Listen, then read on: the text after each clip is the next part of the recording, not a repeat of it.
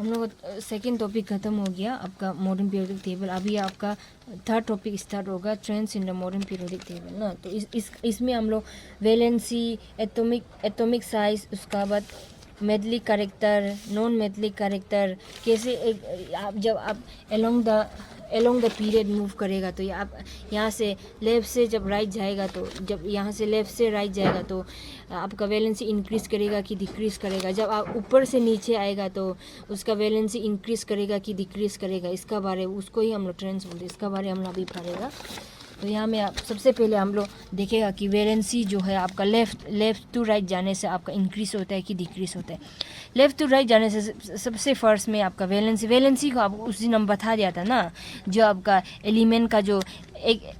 एक एलिमेंट का जो आपका कंबाइनिंग कैपेसिटी होता है, मतलब दूसरा एलिमेंट से कंबाइन करने का कैपेसिटी है जो वो जो है मतलब उसको ही हम लोग वैलेंसी बोलते हैं। तो यहाँ में हम लोग देखिएगा कि जब हम लोग लेफ्ट से राइट जाते हैं एलोंग द जब पीरियड्स मूव करता है तो आपका वैलेंसी इंक्रीज होता है तो डिक्रीज होता है। जब हम लोग एलोंग द पीरियड्स जब लेफ्ट से इस तरफ राइट जाएगा ना,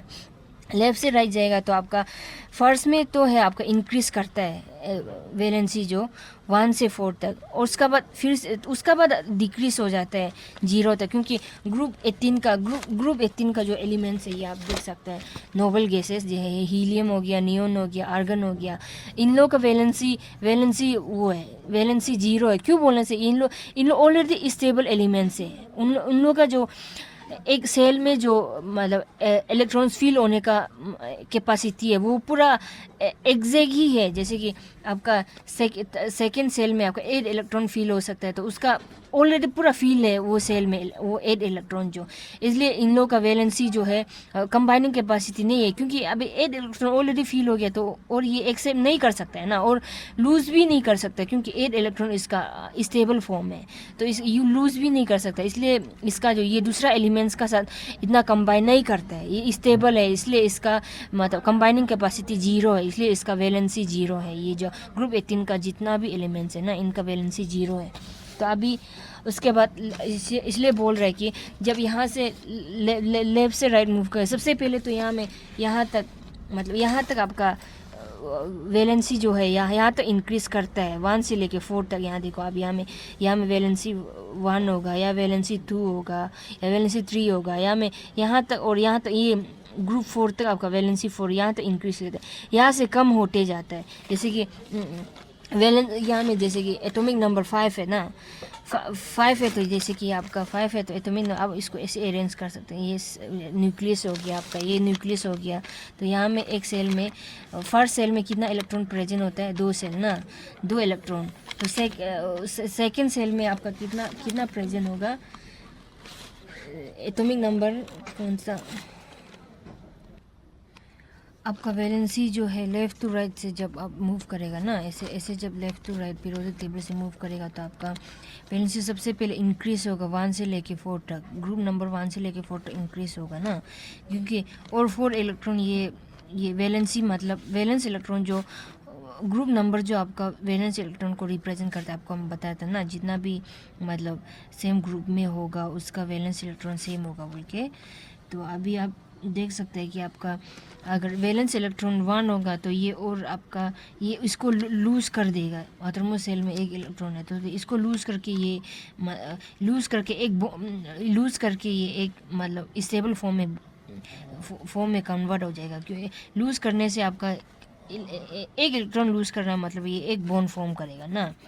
तो सबसे पहले ये वाला जिसका वैलेंस इलेक्ट्रॉन 1 है वो एक इलेक्ट्रॉन लूज़ करेगा तो एक बॉन्ड बनाएगा ना, तो इसलिए इसका कंबाइनिंग कैपेसिटी वैलेंसी 1 होगा। और सेकेंड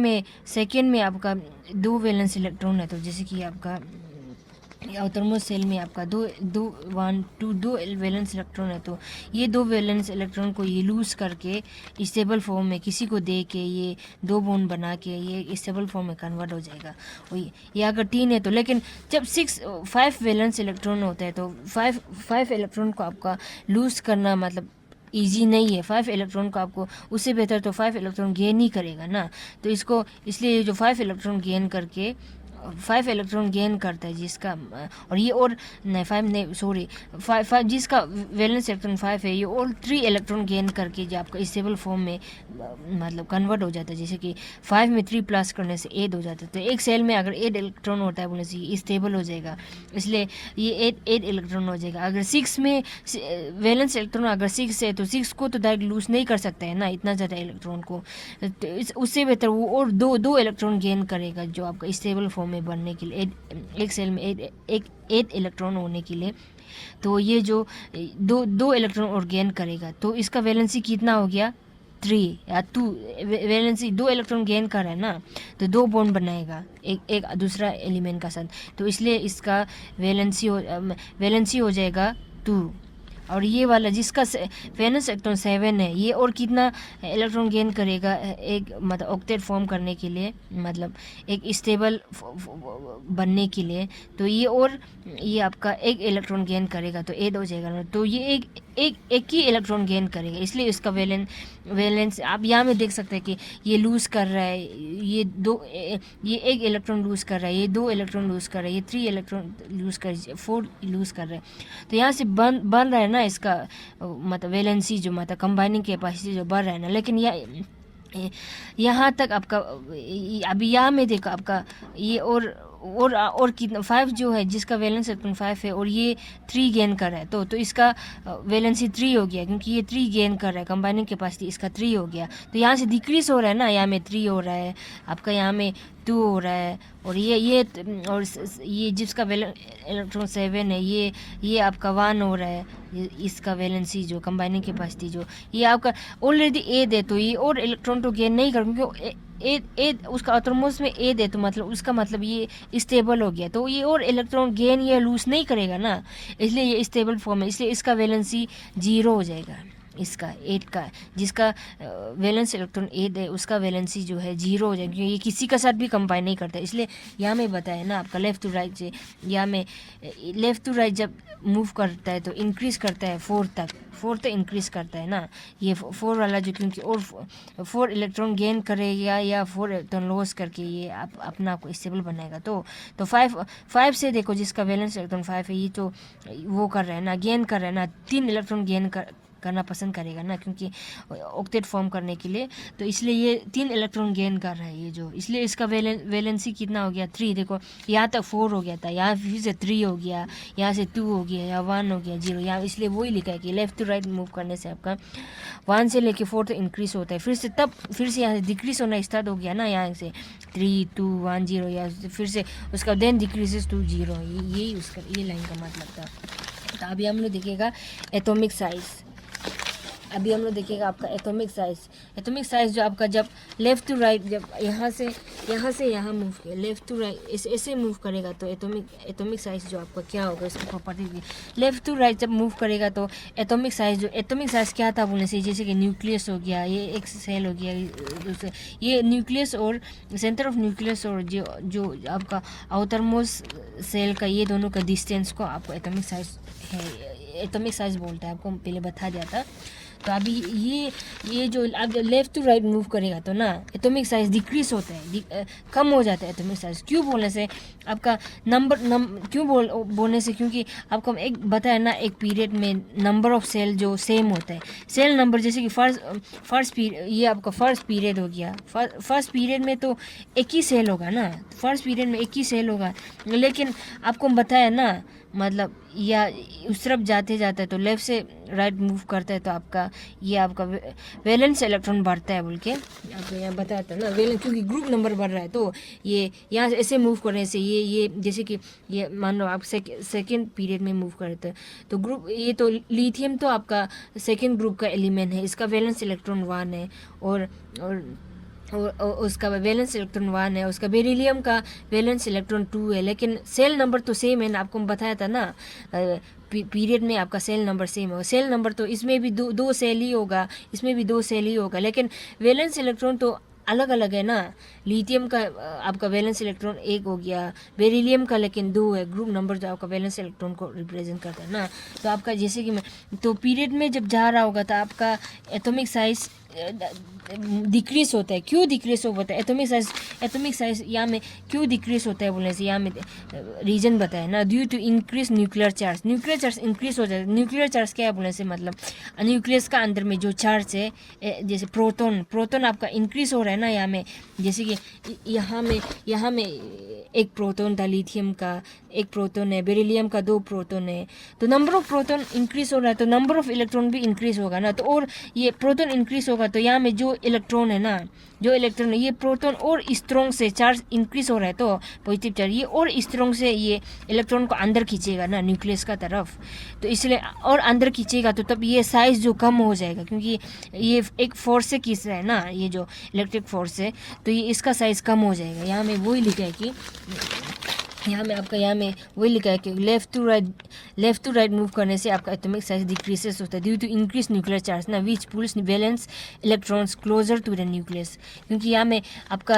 वो न्यूक्लियर चार्ज बढ़ रहा है ना पॉजिटिव चार्ज सेंटर में, तो ये वैलेंस इलेक्ट्रॉन को, लेकिन सेल तो नंबर ऑफ सेल तो सेम है, क्योंकि पीरियड में नंबर ऑफ सेल तो सेम होता है, तो सेल तो सेम है लेकिन चार्ज इंक्रीज हो गया तो और स्ट्रॉन्ग से ये खींचेगा ना, इसलिए उसका स्ट्रॉन्ग से खींचने से इसका साइज जो चौथा हो जाएगा ये इनका। लेकिन आप up to down top to bottom आगे, जैसे कि एक ग्रुप का अलोंग मूव करेगा तो ऐसे ऊपर से नीचे आने से आपका नंबर ऑफ सेल इंक्रीज हो रहा है, तो नंबर ऑफ सेल है, जैसे कि फर्स्ट ग्रुप में 1 सेल होगा, सेकंड ग्रुप में 2 सेल होगा, फर्स्ट पीरियड में 1 सेल होगा, सेकंड पीरियड में 2 सेल होगा, थर्ड पीरियड में आपका 3 सेल होगा, लेकिन ग्रुप तो सेम है ना, एक ही ग्रुप का है ना। तो ग्रुप का अलोंग जब ऊपर से आप नीचे जब आएगा तो नंबर ऑफ सेल बढ़ता है। जैसे कि फर्स्ट पीरियड का एलिमेंट जो है आपका हाइड्रोजन का 1 सेल होगा, और आपका सेकेंड पीरियड का एलिमेंट लिथियम का जो आपका 2 सेल होगा, और ये आपका सोडियम जो थर्ड पीरियड का एलिमेंट है तो ये आपका 3 सेल होगा। ऐसे होके जितना पीरियड नंबर बढ़ते जाएगा उतना ही आपका नंबर ऑफ सेल बढ़ते जाएगा। और ग्रुप में, इसलिए ग्रुप में जो आपका एटॉमिक साइज इंक्रीज होता है, क्यों बोलने से उसका नंबर ऑफ सेल इंक्रीज हो रहा है। यहाँ में बताया कि अप टू डाउन इंक्रीज होता है आपका एटॉमिक साइज, क्यों बोल, due to addition of new shell ना, आपको समझा दिया था अभी। तो अभी मेटलिक कैरेक्टर जो है आपका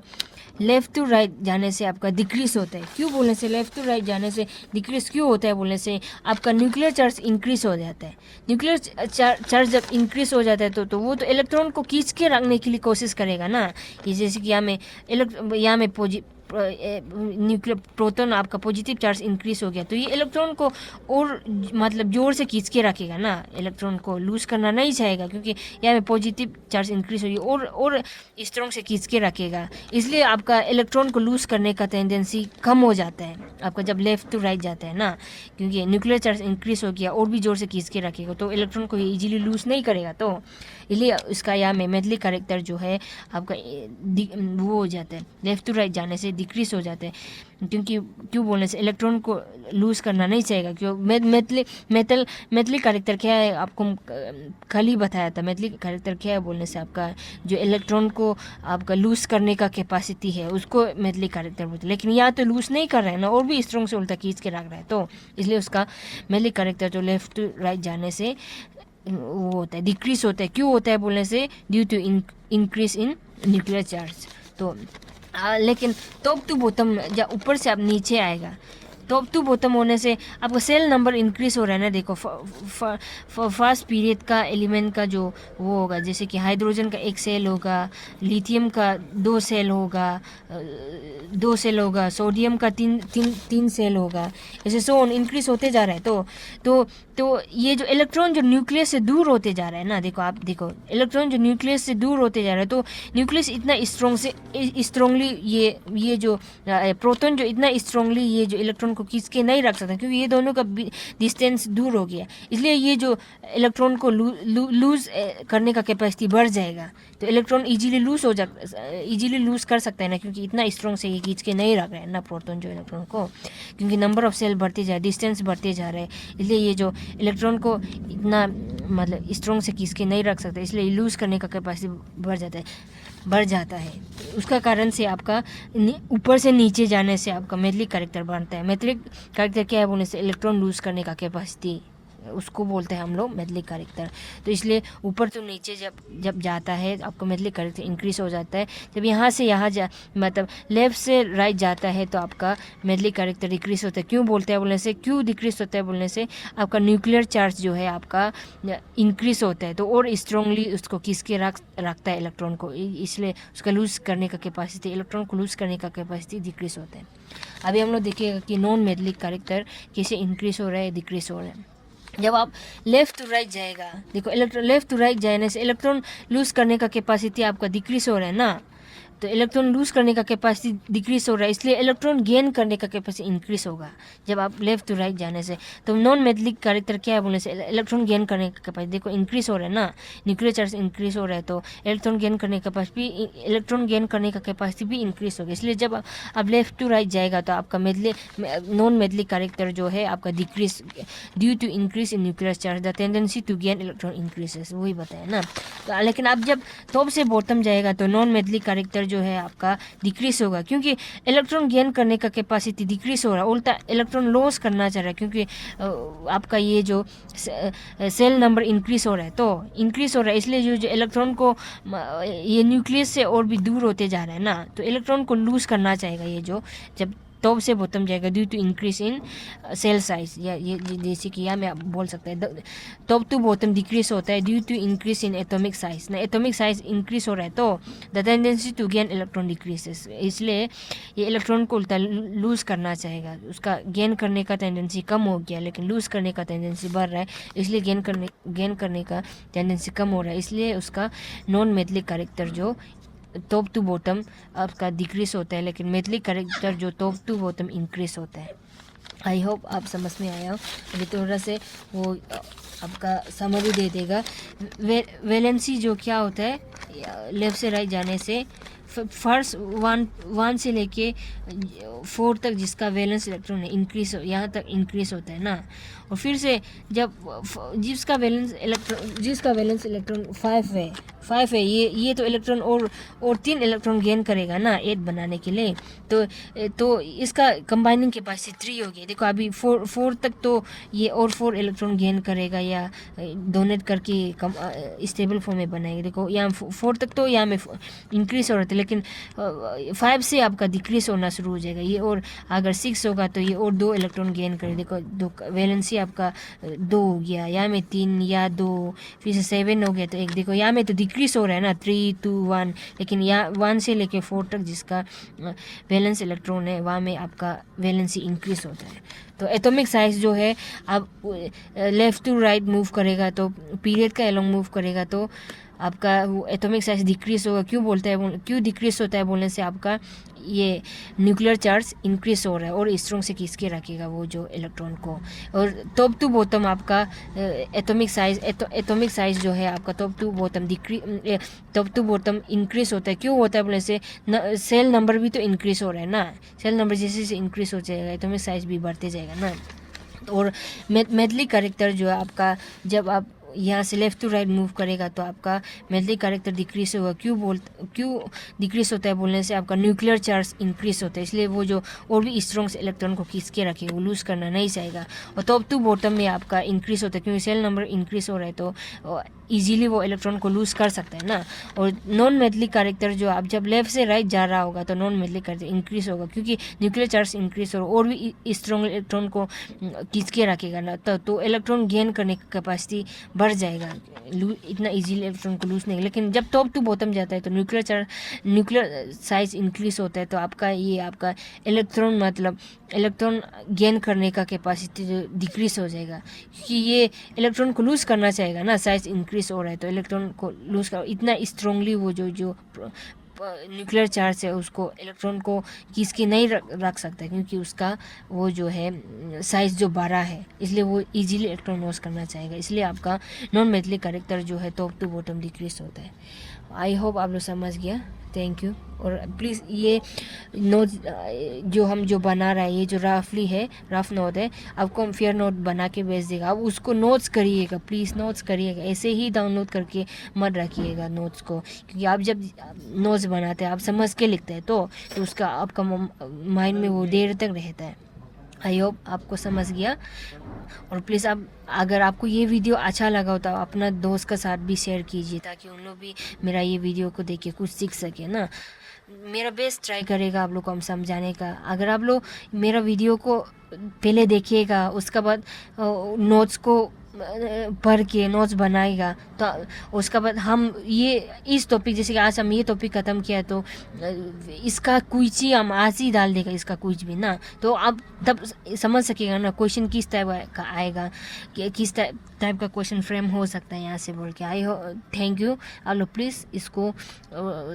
वो कर लीजिएगा, अच्छे से देख के पढ़ लीजिएगा, उसका अच्छे से नोट्स बना लीजिए। आप लोग को कल हम वो क्लास 10 का सिलेबस शेयर कर देगा। और आप लोग के लिए और एक गुड न्यूज़ है, वो क्या बोलने से, ये जो हम चैप्टर जो पढ़ा रहे हैं ना, chapter 5 periodic classification of elements, ये चैप्टर जो आपका सिलेबस से वो डिलीट हो चुका है। लेकिन क्यों आपको हम ये पढ़ाया बोलने से, क्योंकि ये जो अब जब अगर क्लास 11 साइंस लेगा, तो अब आगे जाके साइंस लेगा, तो ये बेसिक है आपका केमिस्ट्री के लिए, क्योंकि वहाँ में रिएक्टिविटी टॉप टू बॉटम वो हो रहा है, तो उसका टॉप टू बॉटम आपका मेटलिक कैरेक्टर इंक्रीज हो रहा है, तो आप इलेक्ट्रॉन लॉस करेगा, उसका ये पूरा प्रॉपर्टी को जानना पड़े, तो आप समझेगा कि हाँ ये इलेक्ट्रॉन लॉस हो रहा है, ये इलेक्ट्रॉन गेन हो रहा है। अगर अब ये उसका प्रॉपर्टी को ही मालूम नहीं होगा, तो आप लोग को मतलब समझ में ही नहीं आएगा कि ये क्या हो रहा है, किसे इलेक्ट्रॉन गेन हो रहा है ना लॉस हो रहा है। इसलिए आपको हम ये चैप्टर समझ, क्योंकि ये बहुत इंपॉर्टेंट चैप्टर है, इसका कंसेप्ट आपको जानना ही पड़ेगा आपको, अगर केमिस्ट्री में अच्छा करना चाहता है तो। इसलिए आपको हम ये चैप्टर पढ़ा दे, लेकिन ये सिलेबस में नहीं है अब, लेकिन कंसेप्ट को तो आप समझ के रखना ही, क्योंकि ये बेसिक है ये केमिस्ट्री का ये चैप्टर जो है। तो आप लोग इसको अच्छे से पढ़िएगा। एग्ज़ाम पॉइंट ऑफ व्यू के लिए तो इम्पोर्टेंट नहीं है, लेकिन आपका कंसेप्ट के लिए हायर क्लास के लिए बहुत इम्पोर्टेंट है ये चैप्टर जो। इसलिए आप लोग इसको कंसेप्ट को अच्छे से गेन कर लीजिए। एग्ज़ाम के लिए तो आप लोग इसको प्रिपरेशन करने का ज़रूरी नहीं है, क्योंकि एग्ज़ाम में नहीं आएगा। Thank you.